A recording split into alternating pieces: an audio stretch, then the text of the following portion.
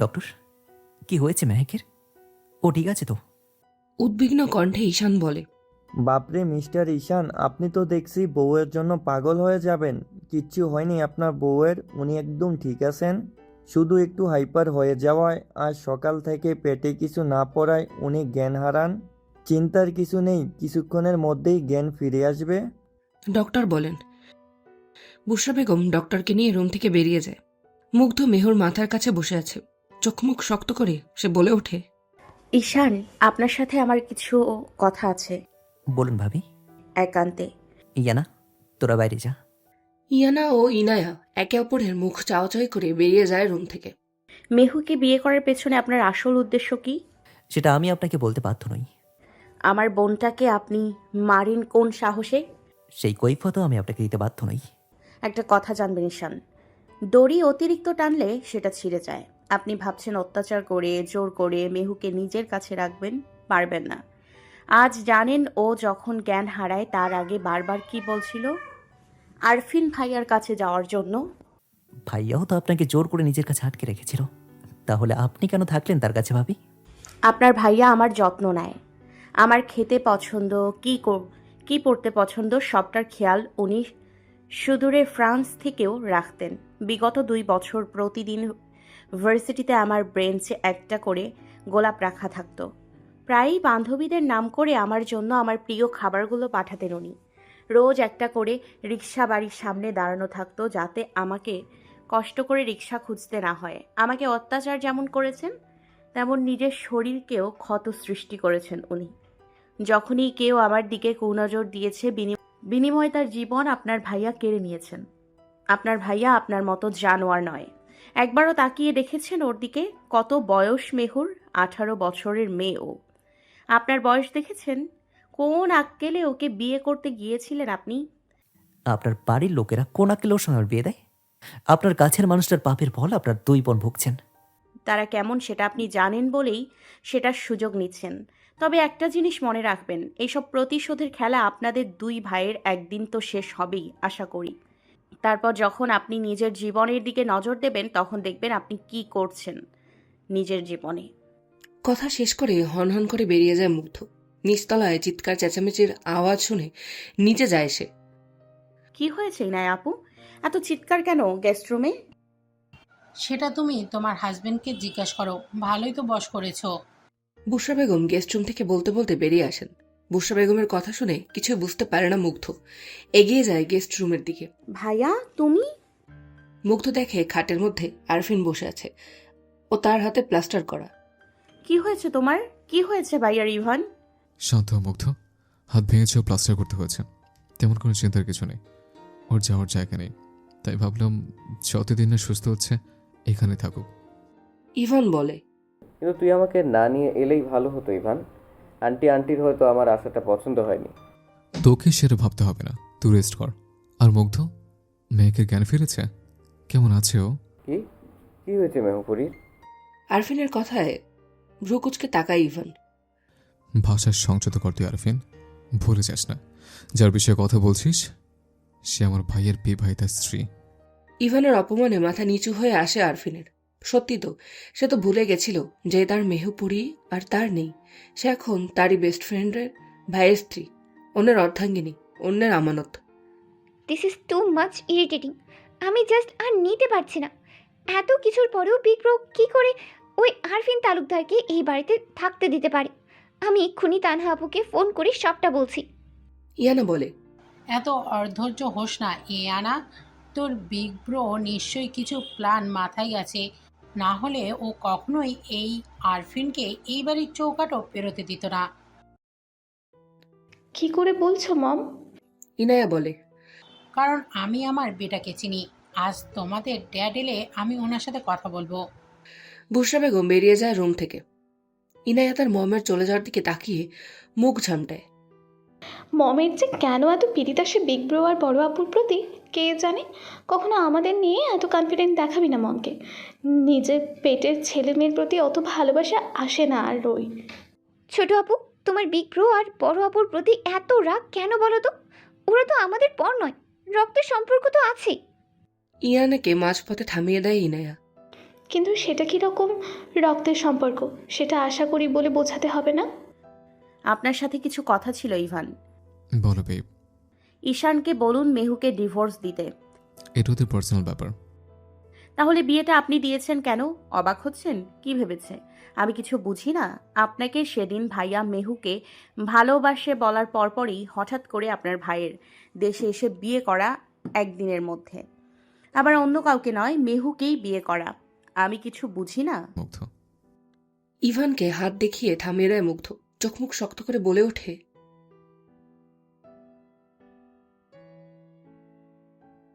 ওঠো, এই ওষুধটা খেয়ে নাও।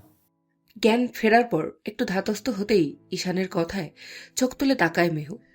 নাও নাও, তোমার না করে হাত ভাঙা, নইলে হয়তো এখানে এসেই খাইয়ে দিত। আরফিন ভাইয়ার হাত ভেঙেছে মানে? কোথায় উনি? মেহু উদ্বিগ্ন হয়ে বিছানা থেকে নেমে রুম থেকে ছুটে বেরোতে চায়। পিছন থেকে হাত ধরে হ্যাচকা টান দেয় ঈশান। ঈশানের বুকে আছড়ে পড়ে মেহু। স্বামী সামনে দিয়ে পরপুরুষের কাছে যাচ্ছ, বিশাল বড় সাহস বেড়ে গেছে তাই না? আমার জীবনের পরপুরুষ হচ্ছেন আপনি ঈশান। আমি আরফিন ভাইয়ার সাথে থাকলে আমার নিজেকে পবিত্র মনে হয়, কারণ সেখানে ভালোবাসা আছে। আর আপনি আমায় ছুলে আমার ঘৃণা লাগে, মনে হয় আমি অপবিত্র হয়ে গেলাম। মেহেক, চিৎকার করে লাভ নেই মিস্টার ঈশান চৌধুরী। আপনি আজ পর্যন্ত যখনই আমায় স্পর্শ করেছেন আমি চোখ বন্ধ করে খালি আরফিন ভাইয়াকে ইমেজিন করেছি আপনার জায়গায়। মেহুর বলতে দেরি হলেও গালে চড় পড়তে দেরি হয়নি। খুব ভালোবাসা দেখাচ্ছ তাই না? যাকে ভালোবাসো তার স্বভাব জানো? তাকাও আমার দিকে। একদম মিথ্যা বলবেন না। যাও গিয়ে জিজ্ঞেস করো তোমার আরফিন ভাইয়াকে, ফ্রান্সের নাইট ক্লাবে জুয়ায় হেরে যখন টাকার কাঙ্গাল হয়েছিল, তখন টাকার পরিবর্তে ভাইয়ের কাছে এক রাতের জন্য কেন নিজের বোনকে বেঁচেছিল, কেন নিজের বোনের খাওয়ার জলে নেশার জিনিস মিশিয়েছিল। জিজ্ঞেস করো গিয়ে, তখন তার ভালো মানুষই কোথায় ছিল। কিছুক্ষণ আগে চৌধুরী ম্যানশন এসে পৌঁছেছেন ইশতিয়াক চৌধুরী। ড্যাডকে কাছে পেয়ে ইয়ানা, ইনায়া, ঈশান, ইভান সবাই গোল হয়ে বসে ড্যাডের সাথে গল্প করছে। এত বড় হয়ে গেলেও এই একটা স্বভাব ওদের ভাই বোনদের পাল্টায়নি। যখনই ড্যাড বিজনেস ট্যুর থেকে বাড়ি ফেরে তখনই সবাই মিলে ট্যুরে কি হলো না হলো সেই গল্প শুনতে বসে। বুশরা বেগম বলেন, সে না হয় ফ্রেশ হওয়া যাবে, পরে আগে আমার পুত্রবধূকে দেখি যে বউ কোথায়। ড্যাড, ও আসলে ইভানকে মাঝপথে থামিয়ে দিয়ে মুগ্ধ বলে ওঠে, গিয়ে সালাম দেয় তার শ্বশুর মশাইকে। একেবারে হুমুর মতন দেখতে। ইশতিয়াক সাহেব বলেন, হুমু? অবাক হয় মুগ্ধ। মুগ্ধের কথায় ধ্যান ফেরে ইশতিয়াক সাহেবের। এইভাবে সবার সামনে হুমুর নাম নিয়ে নিজের করা বোকামের জন্য ভারী বিব্রত হন তিনি। বুসরা, আমি রুমে গেলাম। কোনো রকমে স্থান ত্যাগ করেন তিনি। পিছনে ফেলে যান বিস্মিত একদল মানুষ। কিছুক্ষণ আগে বলা ঈশানের কথা শুনে থম মেরে বসে আছে মেহু। যেটা ঈশান বলে গেল সেটা কি সত্যি? আরফিন কি সত্যি, নাকি গায়ের জ্বালা মেটালো ঈশান? তাকে জানতেই হবে সেটা। জামা পাল্টানোর সময় দরজায় করাঘাত হতেই পিছনে ঘুরে তাকায় আরফিন। সামনে দাঁড়ানো রমণীকে দেখে দুদণ্ড থমকায় সে। উফ, আরফিনের মনে হচ্ছে যেন কত যুগ পর নিজের মেহুপুরীকে দেখছে। এই মেয়ে এত নিষ্পাপ দেখতে কেন? মন চায় সারাদিন সামনে বসিয়ে দেখে যায়, তবুও যেন আশ মেটে না। আবেগ আপ্লুত হয়ে এগিয়ে আসে ওরা দুজন দুজনের দিকে, জড়িয়ে ধরে একে অপরকে। এ যেন এক বহু প্রতীক্ষার ফল। ভালোবাসার মানুষের বুকে যে কি পরিমাণ শান্তি আছে সেটা শুধুমাত্র যারা ভালোবেসেছে তারাই জানে। আরফিনের মেহু এক মুহূর্তে স্থান, কাল, পাত্র নির্বিশেষে একে অপরের মধ্যে দুদণ্ড মানসিক শান্তি খোঁজায় মগ্ন। দুজনের চোখের জল ছুঁয়ে যাচ্ছে দুজনের শরীর। ফ্রান্সে আপাইয়ের সেই পানিতে নেশাদ্রব্য তুমি মিশিয়েছিলে আরফিন ভাইয়া? মেহুর কথায় চমকে চোখ খোলে আরফিন। গোটা শরীরে যেন শীতল স্রোত বয়ে গেল তার। মেহুর থেকে সরে আসে আরফিন। তোকে কে বললো? কথাটা কি ঠিক? আরফিন নিজের চোখ লোকাতে ব্যস্ত। তোমার নীরবতাকে কি তাহলে আমি হ্যাঁ বলে ধরে নেব? আসলে ছি আরফিন ভাইয়া, ছি। কি করে পারলে তুমি বড় ভাই হয়ে নিজের বোনের সাথে অমন করতে? লজ্জা লাগলো না অন্যের কাছে টাকার বিনিময়ে বোনকে বেচতে? মেহপুরি, একেবারে নাম নেবে না আমার তোমার ওই নোংরা মুখে। কেন করেছিলে অমন? কি হলো বলো? ফ্রান্স ওই নাইট ক্লাবে জুয়ায় হেরে গিয়ে আমাদের অনেক টাকার ঋণ হয়ে গিয়েছিল, প্রায় 50 লাখ।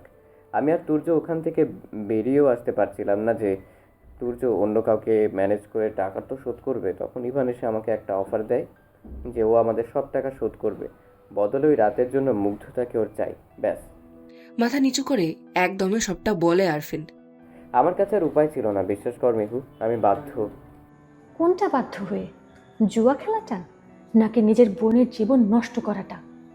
আমি তো ভাবতেই পারছি না যে তুমি যে কিনা আমাদের দুই বোনকে অন্য ছেলের সাথে কথা পর্যন্ত বলতে দিতে না, সেই তুমি কিনা নিজের বোনকে এক রাতের জন্য একটা অচেনা লোকের কাছে বেচে দিলে। আপাকে 50 লক্ষ টাকায় বেচে দিলে। অর্নি হলে আমাকে কত টাকায় বেচতে আরফিন তালুকদার? মেহু, ছি, আমি তোমাকে ভালোবেসেছি ভাবতেই আমার লজ্জা লাগছে। ঈশান বলার সময় আমি ভেবেছিলাম হয়তো ও ইচ্ছা করে তোমার নামে মিথ্যা বলছে, কিন্তু এখন তো দেখছি তোমার থেকে ঈশান অনেক ভালো। অন্তত নিজের বোনকে তো অন্যের কাছে বেচে দেয় না। মেহু কাঁদতে কাঁদতে গেস্ট রুম থেকে ছুটে বেরিয়ে যায়। সে খেয়ালও করে না একজোড়া চোখ সেই দৃশ্য দেখে পৈশাচিক হাসি হাসছে। তোমার কফি চৌধুরী সাহেব। বুশরা বেগমের কথায় বই থেকে মুখ তুলে চায় ইশতিয়াক চৌধুরী। বুশরা বেগম কফি দিয়ে বেরিয়ে যেতে নিলে ইশতিয়াক চৌধুরী স্ত্রীর হাত ধরে আটকান, তাকে নিজের পাশে বসান। চলে যাচ্ছ যে বউজান, এখন আর বুঝি আমাকে মনে লাগে না? না হতেই পারে, বুড়ো হয়েছি তো। আমার কাছে তুমি চির নতুন চৌধুরী সাহেব। আমি হয়তো তোমার সাথে 33টা বছর সংসার করে তোমার 5 সন্তানের মা হয়েও আজ আমি তোমার মনের মানুষ হতে পারলাম না। এই আফসোস আমার সারা জীবনের। কে বলেছে বউজান তুমি আমার মনের মানুষ নও? তুমি তো আমার সব। তাহলে এখনো সে কেমন দেখতে ছিল মনে আছে কি করে তোমার? আসলে নিচে যখন মুগ্ধতা মাকে দেখলাম তখন ক্ষণিকের জন্য মনে হলো আমার সামনে হয়তো সেই 35 বছরের আগেকার অষ্টদশী যুবতী হুমো দাঁড়িয়ে আছে। আচ্ছা তুমি বলো, দুজন অদ্ভুতভাবে দেখতে কীরকম, একই পাড়া? এই জন্যই তো এই মেয়েকে আমার সহ্য হয় না। কেন, মুখের মিল থাকলেও তো ওরা মানুষ আলাদা বসুরা। আর তাছাড়াও তোমার বড় ছেলে ইভানের স্ত্রী মুগ্ধতা মা, এ বাড়ির বড় বউ। তোমার ছেলেরা যে কেন তালুকদার বাড়ির মেয়েদেরকে বিয়ে করলো আমি বুঝি না বাপু। তা না এত ভালো মেয়ে, ইভানকে কত ভালোবাসে, তবুও ছেলে আমার কথাই শুনল না। সে তো তার মুগ্ধের নেশায় মুগ্ধ। বউয়ের কথায় হেসে ওঠে ইশতিয়াক চৌধুরী। বিশ্বাস করো বউজান, তোমাকে না একদম ওই হিটলার শাশুড়িগুলোর মতো লাগছে দেখতে। সব সময় ফাজলামি করবে না চৌধুরী সাহেব। আমি আমার ছেলে মেয়েদের অনেক ভালোবাসি, এমনকি ছেলের বউদেরও ভালোবাসি, কিন্তু ওই তালুকদার বাড়ির মেয়েদের আমার সহ্য হয় না। আর কেন হয় না তা তোমার অজানা নয়। চিলেকোঠার ঘরের ভেতর থেকে আলো বেরিয়ে আসছে, আর খুবই ক্ষীণ আওয়াজে শোনা যাচ্ছে এক নারীর স্বর। খুব মনোযোগ না দিয়ে শুনলে শোনাও যাবে না। সিঁড়ি দিয়ে উঠে আসছে মুগ্ধ। একটা নম্বরে বারবার ফোন করছে সে। হ্যালো, কে? আমি মুগ্ধতা। আজ একবার দেখা করা যাবে? কেন, কিছু হয়েছে? না, তবে কিছু জরুরি কথা ছিল। আপনার কাজের চাপ না থাকলে আজ সন্ধ্যায় ক্যাফেতে মিট করি। আপনাকে আমি লোকেশন সেন্ড করে দিচ্ছি। ঠিক আছে, তবে তুমি আসছো আমার সাথে দেখা করতে, সেটা যেন কেউ না জানে। হুম। ফোন কেটে দিয়ে ওপাশের মানুষটিকে অ্যাড্রেস পাঠায় সে। নিজের রুমের দিকে আসতেই ছাদের সিঁড়িতে চোখ যায় তার। ধীর পায়ে এগিয়ে যায় চিলেকোঠার দিকে। এই আলোটা ওই ঘর থেকে আসছে কেন? কে গোছাচ্ছে এভাবে? এ বাড়িতে তো কারোর এখানে আসার কথা নয়, তাহলে এই ঘরে আছেটা কে? মনে সাহস নিয়ে চিলেকোঠার ঘরের দরজা ঠেলে মুগ্ধ। একটু ঠেলতেই খুলে যায় পুরোটা, কিন্তু সামনে যা দেখে তার জন্য মোটেও প্রস্তুত ছিল না মুগ্ধ। ভয়ে হাতে থাকা ফোনটা মেঝেতে পড়ে যায়। ভয়ে চোখ বুঝে আসে মুগ্ধর। মুখ দিয়ে বেরিয়ে আসে শুধু দুটো শব্দ, না। ভালোবাসার মানুষের কাছ থেকে আঘাত পেলে মনে হয় যেন পৃথিবীতে বেঁচে থাকাটা সব থেকে বেশি কঠিন। মেহুর মনের অবস্থা আজ সেরকমই। রুমের বারান্দার দরজায় মাথা ঠেকিয়ে দাঁড়িয়ে আছে মেহু। চোখে জল যেন আজ বাঁধ মানছে না তার। কি করে পারলো তার আরফিন ভাই এরকম করতে? একবারও মনে বাঁধলো না? হঠাৎ ঘাড়ে ঠোঁটের উষ্ণ স্পর্শ পেতেই চমকে ওঠে সে। গোটা শরীরে যেন কম্পন খেলে যায় তার। পিছনে দাঁড়ানো মানুষটার থেকে সরে আসার চেষ্টা করতেই বলিষ্ঠ বাহুদয় তাকে আঁকড়ে ধরে। ঈশান, আজকে না, প্লিজ ছাড়ুন। নিজেকে ছাড়ানোর চেষ্টা করে মেহু, কিন্তু কোনো লাভ হয় না। যতই সে নিজেকে ছাড়ানোর চেষ্টা করছে ততই ঈশান মেহুকে নিজের সাথে মিশিয়ে নিতে থাকে। ধীরে ধীরে মেহুর ঘাড় থেকে গলায় নেমে আসে ঈশানের ওষ্ঠদ্বয়। অস্বস্তিতে অন্যদিকে মুখ ঘোরায় মেহু। মেহুকে অন্যদিকে মুখ ঘুরিয়ে নিতে দেখে ব্রু কুচকে আসে ঈশানের। মুখ ঘোরানোর কি আছে? এতটাই কি অসহ্যকর মেহুর কাছে? স্ত্রীর গলায় আলতো করে কামড় দেয় ঈশান। আহ অন্যদিকে মুখ ঘোরাচ্ছ কেন শোনাবো? নাগরকে দেখার পর বুঝি পরের আদরের মনে ধরছে না? ঘৃণায় বুঝে আসা চোখ ফট করে খুলে তাকায় মেহু। মুখ ঘুরিয়ে ঈশানের চোখে চোখ রাখে। একদিন কি ওইসব না করলে চলে না আপনার? ওই একদিন গতকালকে হয়ে গেছে। এতই যখন শরীরের চাহিদা আপনার, আমাকে জোর না করে পতিতা পল্লীতে যান না আপনি। সেখানে স্বেচ্ছায় কেউ আপনার সঙ্গ দেবে। মেহুর বলা কথায় অবাক হয় ঈশান। মেহুকে ছেড়ে সরে আসে। নিজের স্বামীকে পতিতা পল্লীতে যেতে বলতেই তোমার বাঁধল না মেঘ? না, বাতল না। যে স্বামী শরীর ছাড়া আর কিছুই বোঝে না, বউয়ের গায়ে কথায় কথায় হাত তোলে, সেই মানুষ আর যাই হোক স্বামী হওয়ার যোগ্যতা রাখে না। তাহলে কে রাখে যোগ্যতা? তোমার ওই আরফিন, যে কিনা নিজের প্রয়োজনে নিজের বোনকে বেঁচে দেয়। বারবার এক কথা বলবেন না। আপনারা সবাই একই রকম। আরফিন ভাইয়া যেমন নিজের বোনকে বেচতে পারে, তেমন আপনিও নিজের প্রয়োজনে নিজের বউকে বেচতে পিছু পা হবেন না। মেহুর কথায় ঈশান রেগে গিয়ে চোয়াল খামচে ধরে মেহুর। খুব সাহস বেড়ে গেছে তাই না? নিজেকে বিশাল কিছু মনে করো। আজ আরফিনের জন্য কষ্ট পাচ্ছ। তুমি কিরকম মানুষ বলে যাচ্ছ? অতীতে কি করেছো মনে নেই? কি কি করেছি আমি? জানো না বুঝি? ন্যাকা সাচ্ছ। মনে করো, মনে করো, মনে করো, মনে করার প্র্যাকটিস তো করো। ঈশান মেহুকে ধাক্কা মেরে সরিয়ে দিয়ে রুম থেকে বেরিয়ে যায়। ঈশানের যাওয়ার দিকে তাকিয়ে মেহু একটা কথা ভাবতে থাকে। কি এমন করেছে ও, যার কথা ঈশান বারবার বলে? কি এমন পাপ করেছে ও? চিলেকোঠার ঘরের ভেতরের দৃশ্য দেখে দরজার কাছেই থমকে গেছে মুগ্ধ। ভেতরে যাওয়ার সাহস হচ্ছে না তার। মনে সাহস নিয়ে সামনে এগোয় সে। দেখে সামনের বেডে একজন শুয়ে আছে। গোটা শরীর তার একটা বিশেষ ধরনের চাদরে ঢাকা। মানুষটি মুখ ঘুরিয়ে রেখেছে। মানুষটির আর একটু কাছে এগিয়ে যেতেই শুনতে পায় যেন সে হালকা স্বরে গোঙাচ্ছে। গলার নিচে লাল দাগ চোখে পড়তেই আতকে ওঠে মুগ্ধ। অজানা ভয়ে ছেঁকে ধরে তাকে। কাঁপা কাঁপা হাতে বেডে শোয়া মানুষটার গায়ের চাদরটা সরায়। চমকে 5 পা পিছিয়ে যায় সে। দেখে সেই মানুষটার শরীরটা পুরোটাই লাল চাকা চাকা দাগ। দেখে মনে হচ্ছে যেন পুড়ে গেছে পুরোটাই। এতটাই বীভৎস দেখতে লাগছে যে কেউ দেখলে তার অন্তরাত্মা কেঁপে উঠতে বাধ্য হবে। পেছাতে গিয়ে একটা টুলে পা লেগে মাটিতে পড়ে যায় মুগ্ধ। ফুপিয়ে কেঁদে ওঠে। সে কোনোদিনও ভাবতেও পারেনি যে এই মানুষটাকে কোনোদিন এই অবস্থায় দেখতে হবে। চিরচেনা মুখটাও যেন আজ চেনা দায় হয়ে উঠেছে। আচ্ছা, এই মানুষটা এখানে চৌধুরী ম্যানশনে কেন? ইভানের কেউ হয় কি? কোনো রকমে নিজেকে সামলায় মুগ্ধ। এখানে এইভাবে বেশিক্ষণ থাকা ঠিক হবে না। কেউ দেখে নিলে সমস্যা হবে। বাড়ির সবাই যখন এই ঘরটাকে ওদের দুবনের আড়ালে রাখতে চেয়েছে, তার মানে তারা কেউ চায় না এই চিলেকোঠার ঘরে মেহুবা মুগ্ধ আসুক। মুগ্ধ? ইভানের চিৎকারে নিজের ভাবনা থেকে বেরোয় মুগ্ধ। তাদের বেডরুম থেকে ইভান ডাকছে থাকে। আর এখানে থাকা ঠিক হবে না। খাটে শুয়ে থাকা মানুষটার দিকে এগিয়ে যায় মুগ্ধ। তার গায়ের উপরে চাদরটা আগের মতো ঢাকা দিতে দিতে মানুষটার মুখের দিকে তাকায়। আরেকবার চোখের কোণা ভরে ওঠে তার। ঠোঁট কামড়ে কান্না আটকে সব আগের মতো করে চিলেকোঠা থেকে বেরিয়ে আসে সে। ইভান হাতের ঘড়ি সাইড টেবিলে খুলে রাখছে। হঠাৎ ধাক্কা অনুভূত হতেই অবাক হয় ইভান। কে জিজ্ঞেস করার আগেই তার নাকে চিরচেনা চুলের সুবাস এসে পৌঁছায়। নাকটানার আওয়াজে ধ্যান ভাঙে ইভানের। পিছন ফিরে হাতের আশিলায় নিজের প্রাণ প্রেয়সী। Why are you crying, Snowflake?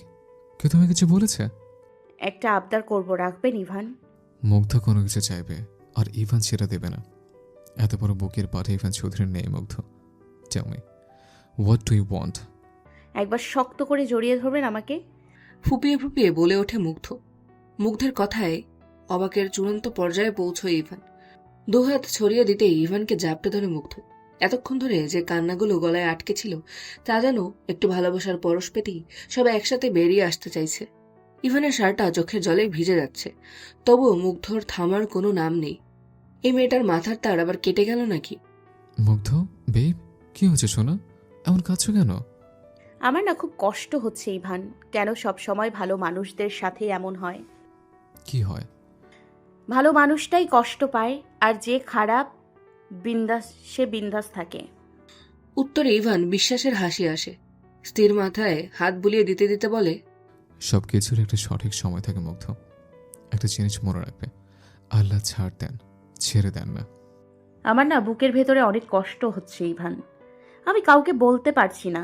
এই মুগ্ধ, তাকাও আমার দিকে। কি হয়েছে? এমন করছো কেন তুমি? কি হয়েছে? ইভান সোফায় বসায় ওকে। মুগ্ধ, কি হয়েছে আমায় বলো। আমি যখন স্কুলে পড়ি, ওই ক্লাস 8-এ হবে, তখন আমাদের পাড়ার নির্মল ভাইয়া একটা মেয়ের জন্য অনেক পাগল ছিল। ভাইয়ার ব্যাচমেট ছিল সে। ছোট থেকেই আমাদের বাড়িতেই নির্মল ভাইয়া বেশি সময় থাকতো, ভাইয়ার সাথে আড্ডা মারতো। ওরা দুজনে বেস্ট ফ্রেন্ড ছিল। দুটো পরিবারের মধ্যে খুব ভালো সম্পর্কও ছিল। নির্মল ভাইয়া যে মেয়েটিকে ভালোবাসতো, সে মেয়েটি দেখতে আগুন সুন্দরী ছিল জানেন, যেমন দুধে আলতা গায়ের রং, তেমনই টানা টানা চোখ। যে একবার দেখবে তার চোখ ফেরানো দায়। ভাইয়াদের ভার্সিটিতেই মাস্টার্সে পড়তো আপুটা। তখন ভাইয়া ও নির্মল ভাইয়া অনার্স ফাইনাল ইয়ার। আপুটা সিনিয়র থাকলেও নির্মল ভাইয়ার ভালোবাসায় কোনো কমতি ছিল না। নির্মল ভাইয়া ওই আপুটার কাছে পড়া জানতে যেত মাঝে মাঝে তাকে দেখার জন্য। এই ভেবেই একদিন আপুটার সাথে তার ভালো বন্ধুত্ব গড়ে ওঠে। একদিন আপুটাকে আমাদের বাড়িতে নিয়ে আসে নির্মল ভাইয়া। আসলে আম্মুকে বলার পর আম্মুই দাওয়াত দিয়েছিল আপুটাকে। আম্মু আব্বু বরাবরই নির্মল ভাইয়াকে খুব স্নেহ করত, নিজেদের সন্তানের মতোই ভালোবাসতো নির্মল ভাইয়াকে। সেইবার আমরা প্রথমবার আপুটাকে দেখি। যেমন সুন্দর দেখতে, তেমনই সুন্দর তার ব্যবহার। সেই থেকে আমরা নির্মল ভাইয়াকে খ্যাপাতাম ওই আপুর নাম নিয়ে। তারপর হঠাৎ কি হলো জানি না, একদিন স্কুল থেকে ফিরে এসে শুনলাম নির্মল ভাইয়া নাকি সুইসাইড করেছে। সে আর বেঁচে নেই। জানেন ইভান, আমার কাছে ভাইয়া আর নির্মল ভাইয়ার মধ্যে কোনো পার্থক্য ছিল না। ওরা দুজনেই আমাকে একই রকমভাবে ছোট বোনের মতো কেয়ার করত। আমার কাছে নির্মল ভাইয়াও আমার আরেক ভাইয়া ছিল। তার এইভাবে মৃত্যুতে আমি অনেক ভেঙে পড়ি। আমি আজও জানি না কেন নির্মল ভাইয়া নিজেকে শেষ করেছিল।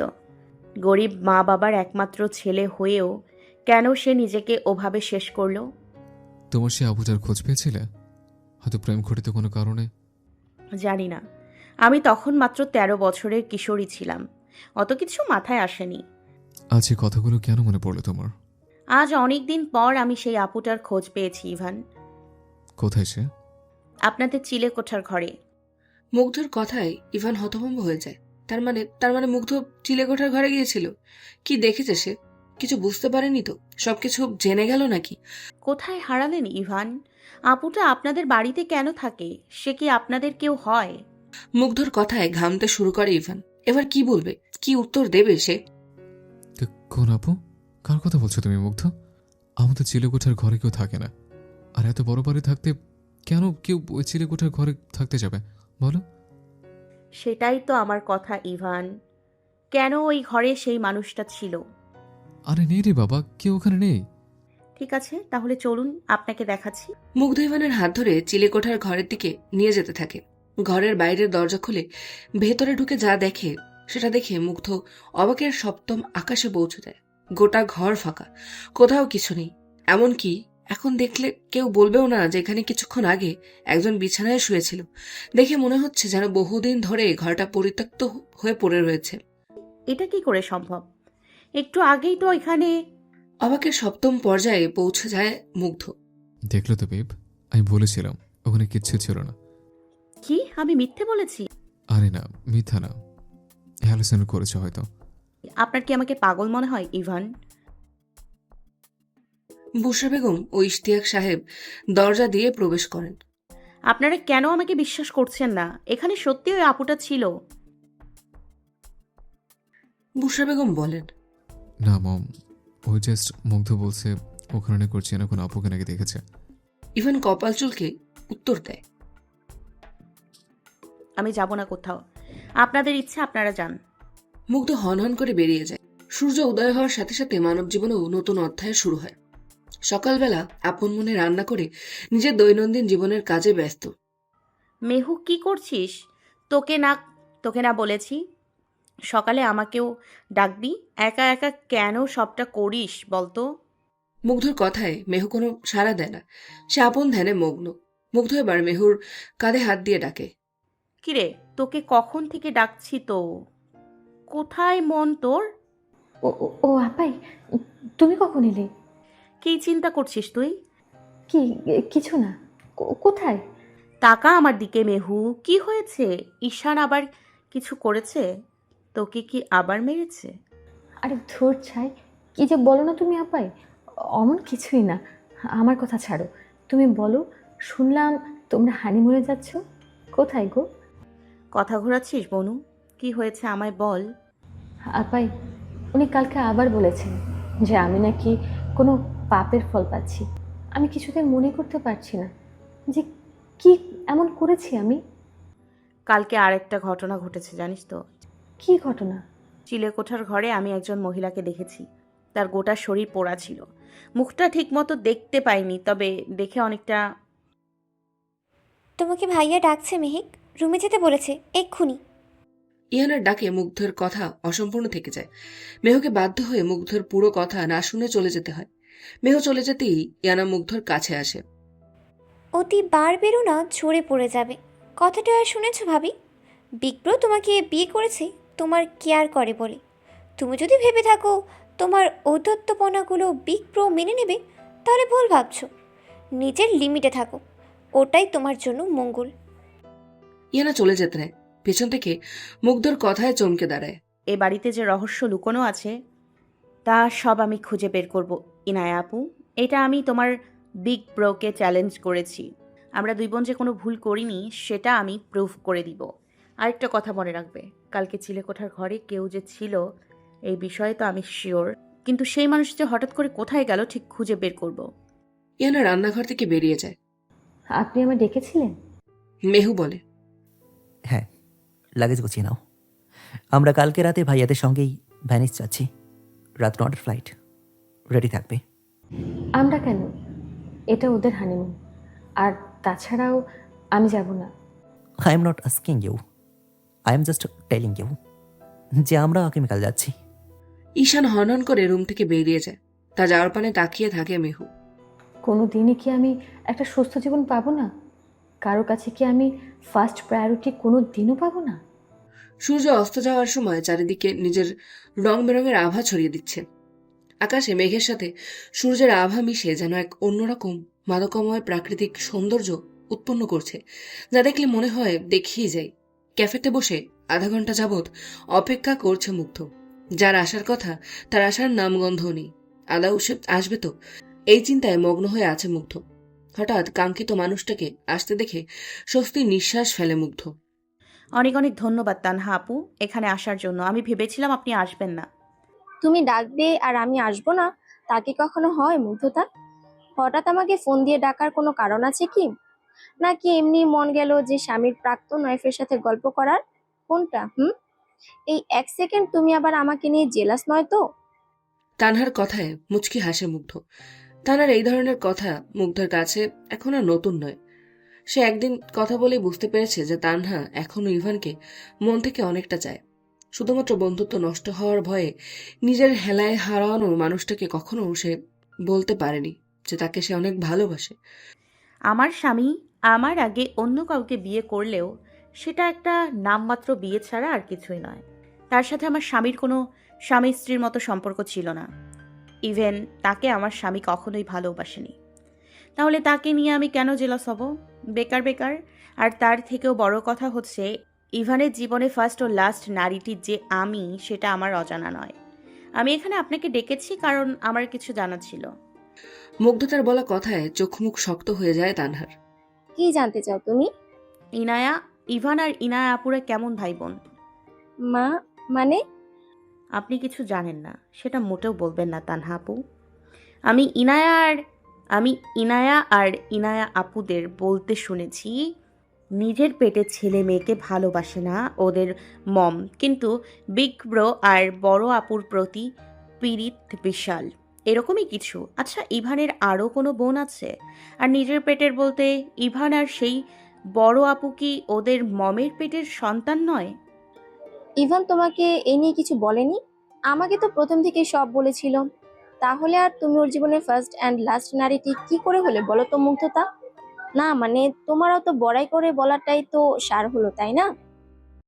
এটা আমার প্রশ্নের উত্তর নয়। তোমার উত্তর দিতে আমি বাধ্যও নয়। তানহা উঠে চলে যেতে নেয়। হঠাৎ থেমে পিছনে ফিরে বলে তানহা, শুধু একটা কথাই বলবো মুগ্ধ, অনেক সময় আমাদের রক্তের সম্পর্কের থেকেও আমাদের মনের সম্পর্কগুলো বেশি নিজের হয়ে থাকে। শুধু ইভান নয়, তোমারও রক্তের সম্পর্কের একজন আছে যে কিনা তোমাকে নিজের স্বার্থে ব্যবহার করেছে, তোমাকে বেচতেও পিছুপা হয়নি। কি বলতে চাইছেন আপনি? জিজ্ঞেস করো তোমার ভাইয়াকে, ফ্রান্সে নাইট ক্লাবে জুয়া হেরে গিয়ে তোমায় ইভানের কাছে কত টাকার বিনিময়ে বেঁচেছিল। তানহা ক্যাফে থেকে বেরিয়ে যায়, পেছনে ফেলে যায় হতবিহ্বল মুগ্ধকে। তুমি আমাকে কত টাকায় ইভানের কাছে বেচেছিলে ভাইয়া? বোনের কথায় চায়ের কাপে চুমুক দিতে গিয়েও থমকে যায় আরফিন। হাত থেকে পড়ে চূর্ণ বিচূর্ণ হয়ে যায় কাপটি। কি হলো, উত্তর দাও। কি সব বলছিস তুই বনু? আমি ফ্রান্সে কত টাকা হেরেছিলে জুয়ায়? কি সব বলছিস তুই? লজ্জা লাগলো না? আমি কি কোনো পণ্য যে তুমি আমায় বিক্রি করে দিলে? আমার কথাটা একবার শোন বোন আমার। আমি নিরুপায় ছিলাম, টাকা না দিতে পারলে ওরা আমাদের পুলিশে দিত। যেতে জেলে তার জন্য নিজের বোনকে বেচতে তোমার বিবেকে বাঁধলো না ভাইয়া? কোন অধিকারে তুমি আমার সাথে অমন করলে? আমায় ক্ষমা করে দে বোন, আমার ভুল হয়ে গিয়েছিল। ক্ষমা হাসালে ভাইয়া। আজ প্রথমবার আমার মনে হচ্ছে যে তোমার সাথে মেহুর বিয়ে না হয়ে খুব ভালো হয়েছে। যে জুয়ায় হেরে নিজের রক্তের বোনকে বেচে দিতে পারে, সে যে কখনো জুয়ার নেশায় নিজের বউকে বেচে দেবে না তার কি গ্যারান্টি আছে? মুগ্ধ, গলাবাজিটাই পারবে ভাইয়া। আমাদের বংশে পুরুষেরা খালি গলাবাজিটাই তো পারে। কি বলছিস? তোর মাথায় আছে? বংশ তুলছিস? তোর সাহস তো কম নয়। আর তোমার সাহস কি করে হয় আমার সাথে অমন করার? বললাম তো ভুল হয়ে গেছে। আর তাছাড়াও এখন তো তোরা স্বামী স্ত্রী, কি এসে যায় তোকে বেঁচে দেওয়াতে? এবার তো এখন তোর স্বামী। ছি, তুমি আমার মায়ের পেটের ভাই বলতে ঘেন্না। তোর মাথা ঠিক নেই, এখন যাই রুম থেকে। বাহ বাহ, দারুণ। আমার বাড়িতে দাঁড়িয়ে আমাকেই বেরিয়ে যেতে বলছো? তুমি চলে যাও ভাইয়া, এ বাড়ি থেকে যাও। মানে? এ বাড়ি থেকে বেরিয়ে যাও, বেরিয়ে যাও বাড়ি থেকে, বেরিয়ে যাও, বেরিয়ে যাও, বেরিয়ে যাও। মুগ্ধ একই কথা বলতে বলতে ঘরের সবকিছু ভাঙচুর করতে থাকে। আওয়াজে সবাই গেস্ট রুমে এসে হাজির হয়। থামো মুগ্ধ, কি হয়েছে? এমন করছো কেন? মুগ্ধকে এই অবস্থাতে দেখে ইভান মুগ্ধকে জড়িয়ে ধরে শান্ত করার জন্য